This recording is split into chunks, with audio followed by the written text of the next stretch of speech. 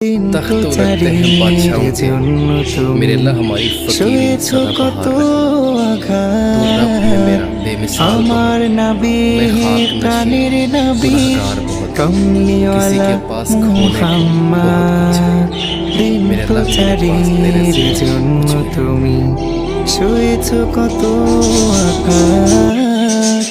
আমার নবী প্রাণের নবী কামলিওয়ালা মুহাম্মদ আল্লাহুম্মা সাল্লি আলা সাইয়্যিদিনা মুহাম্মদ আল্লাহুম্মা সাল্লি আলা সাইয়্যিদিনা